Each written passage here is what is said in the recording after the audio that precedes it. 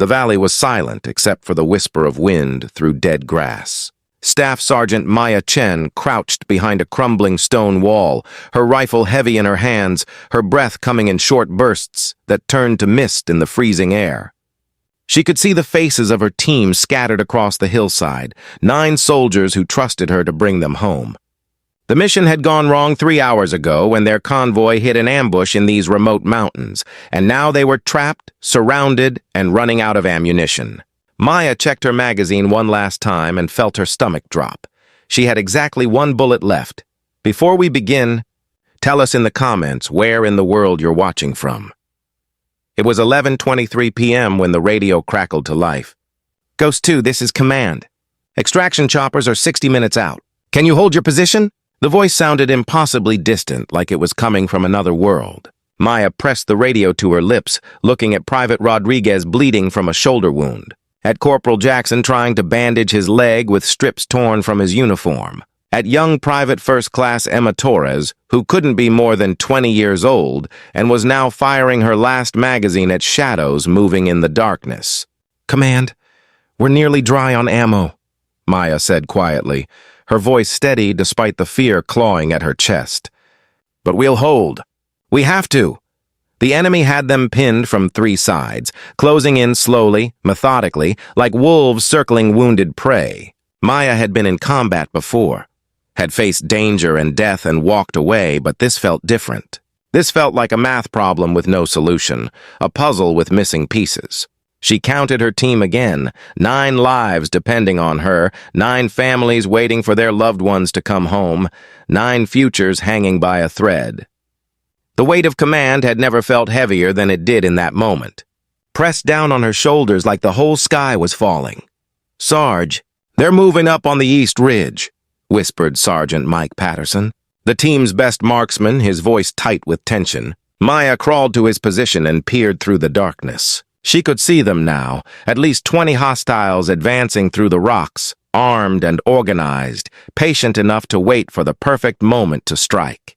Patterson's rifle clicked empty, and he looked at her with eyes that held a question he didn't want to ask. I'm out, he said simply. Around them, she heard the same sound repeating. Click, click, click, the percussion of empty chambers, the rhythm of desperation.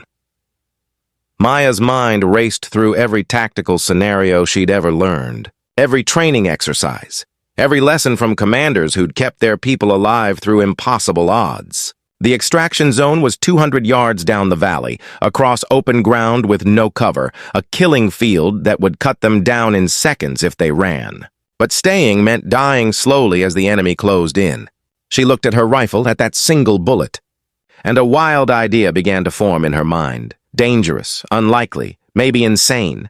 But it was the only chance they had. Listen up, she said, gathering her team close, their faces pale in the moonlight. There's a fuel depot at grid 779er about 300 yards northeast. Intel said it was abandoned, but I saw smoke from cooking fires earlier. If it's still operational and I can hit it right, we might get enough chaos to make a break for extraction. Torres stared at her with wide eyes. Sarge, that's a 300-yard shot in the dark with iron sights, hitting a target you can barely see. That's impossible. Maya met the young soldier's gaze and managed a small smile. Impossible just means nobody's done it yet. The truth was darker than Maya let on. At 300 yards in near darkness, hitting a specific target wasn't just difficult. It was a miracle shot, the kind that existed in stories and nowhere else. But she'd seen the depot's metal tanks catching moonlight, had watched shadows moving around structures that shouldn't exist in an abandoned facility. If she missed, they'd die with honor having tried everything. If she made it, if that one bullet found its mark and those tanks held what she hoped they held, they might have a window. 30 seconds of fire and confusion to run for their lives. Rodriguez gripped her arm, his face gray with pain and blood loss. You don't have to be the hero, Maya. We can fight them here. Make our stand. She shook her head, checking her rifle's sight one last time. Heroes die in stories, Rodriguez. I'm just doing the math. 1 bullet, 1 chance, 9 lives. It's simple arithmetic. But her hands were shaking as she moved into position, finding a stable rest against the stone wall, controlling her breathing the way her father had taught her on hunting trips a lifetime ago. The wind shifted, carrying smoke and distant voices, and she adjusted her aim by instinct and prayer. At 11:57 p.m., Maya squeezed the trigger. The rifle kicked against her shoulder, the shot impossibly loud in the quiet night, and for a moment nothing happened, just silence and held breath and time stretching like warm glass. Then the world exploded in orange flame as her bullet punched through a fuel tank and ignited everything around it. The depot went up like a miniature sun, fire climbing into the sky, secondary explosions rippling through the facility, enemy fighters shouting and running toward the chaos. "Away from the trapped unit! Move, move, move!" Maya screamed and they ran. Jackson stumbled and Torres caught him. Patterson half-carried Rodriguez, the team moving as one organism down the hillside toward the extraction zone. Behind them, the fire grew larger, angrier, consuming everything, creating shadows and light that danced across the valley floor. Maya ran last, her empty rifle slung across her back, her eyes scanning for threats, her heart hammering against her ribs. She could hear the choppers now, distant but growing louder. The most beautiful sound she'd ever heard. They reached the extraction zone at 12:19 a.m., collapsed into defensive positions, and waited those final eternal minutes as the helicopters descended from the darkness like mechanical angels. Enemy fire started up again, bullets kicking up dirt around them, but the confusion had bought them enough time. As the team loaded into the aircraft, Maya counted one last time, 9 faces, 9 soldiers. Everyone accounted for, and felt something break inside her chest. Relief so powerful it almost hurt.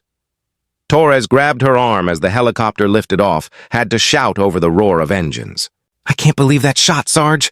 How did you even—" Maya just shook her head, too exhausted for words, watching the burning depot shrink below them. She thought about that last bullet, about probability and luck and the thin line between disaster and salvation. She thought about math that didn't add up, and impossible shots made possible by desperation. But mostly she thought about the 9 lives sitting around her, bruised and bleeding and beautiful heading home.